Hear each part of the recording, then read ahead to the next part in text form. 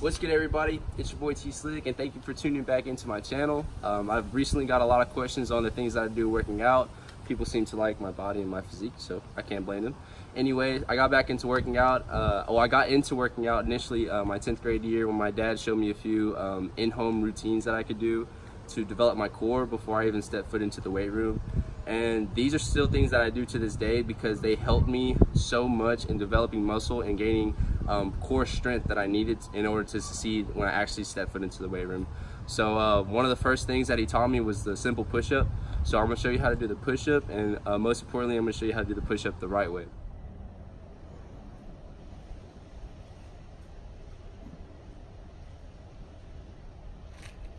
Alright, so one of the most important things about the push-up is going to be how you start and how you initially set up for the push-up. So this is how it should look like. You're going to have your arms a little bit farther than shoulder width apart. And you're going to try to keep a straight as possible back. There should be no bend in the back like this, or no high up, shit like this.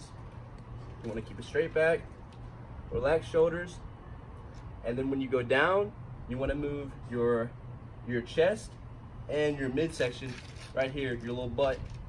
You want to move it down at the same time. So it should look like this.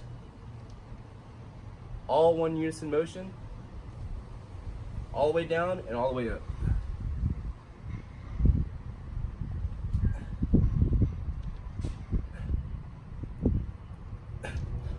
And the key thing about the push-up is you really want to focus on your chest when doing it. When you don't want to get to a point where you're getting tired and you're putting most of the pressure on the shoulders or in the arms.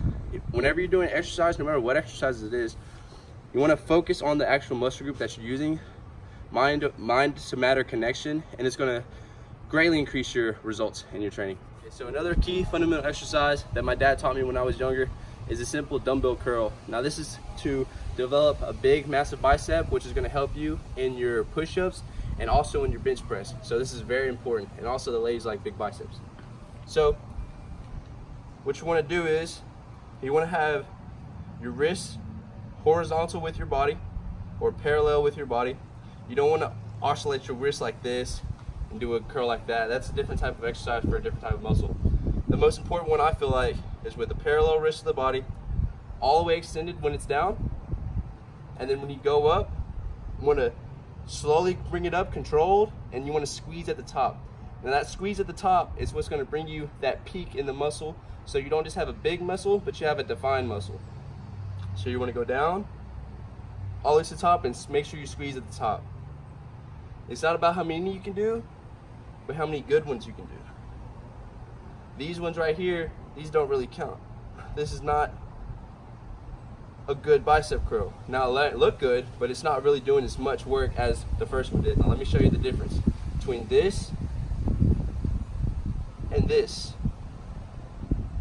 It's a whole lot more work being done on this curl than the first one, than this right here. Whole lot more work, and you're going to see a whole lot more results. Right, so the third exercise, one of my favorite exercises, is the standing shoulder press, one dumbbell at a time. So this one is going to develop a big shoulder, a big broad shoulder, and it's going to make you look really nice in those T-shirts. So this one is simple, not really much ways to fuck up on this. So you're just going to go straight up. You don't want to lock your wrist, you don't want to lock your elbow at the top like this, because then taking the pressure off your shoulders and putting it more in the triceps. So go down, up, don't lock, just like this. Working on this meaty part of the shoulder right here. Like I said, you want to always be slow and controlled. You never want to go too crazy, because you're just throwing the weight around. You're not really lifting the weight and cutting your muscles up.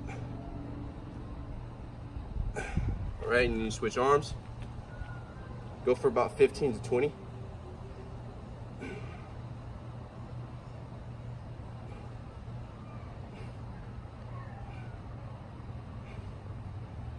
So that's it. That's the shoulder dumbbell overhead press. Okay, so the fourth exercise we got for you today is going to be the overhead dumbbell pull, and this is going to work your triceps.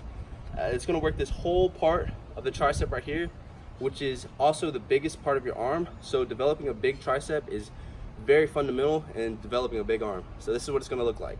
All you need is one dumbbell for this, guys. right here.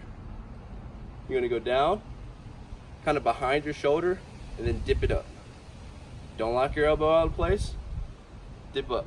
Go back down. Very slow and controlled. Here's the side angle. Behind the shoulder and up. Behind the shoulder and up. Behind the shoulder and up. This is a very slow and controlled movement.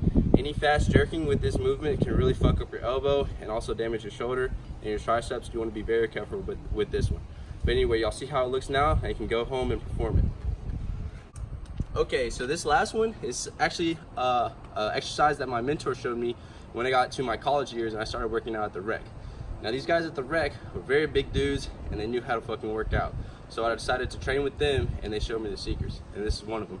This is going to be the dumbbell chest tug, and it looks something like this.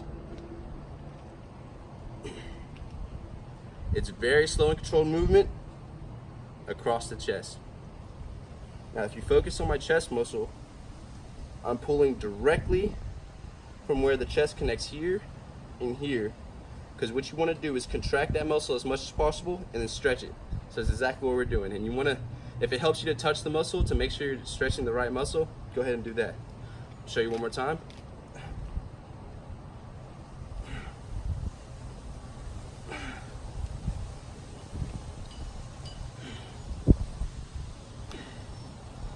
Across the chest, very slow, and always get a very firm squeeze at the end there.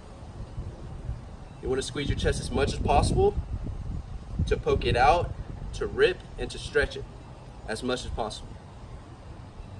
So your gains can come faster and look bigger. Alright guys, so that's 5 quick exercises that you can do at home with just one dumbbell. These are not things that take a lot of effort to do, as far as like going out of your way to go into the gym. I know a lot of people don't have time to go to the gym, or they don't want to spend the money as far as a membership goes for the gym. But there is one thing that you need to know about working out that no one is going to really teach you, and you need to bring this mindset to every single time you either go to the gym or do these at-home workouts, and that is to give it your best effort. The muscle is going to come just because you decided to work out that day, and it's not going to come because you want to get big. It's going to take a lot of perseverance and a lot of hard fucking work to get the muscles that you want. Every single exercise that you do, you need to put your best foot forward and figure out what you want for your body and go attack it every single exercise. Exercising isn't supposed to be fun, and it's not supposed to feel good. So every time you work hard or don't work at all. It's been T-Slick, and I'm out.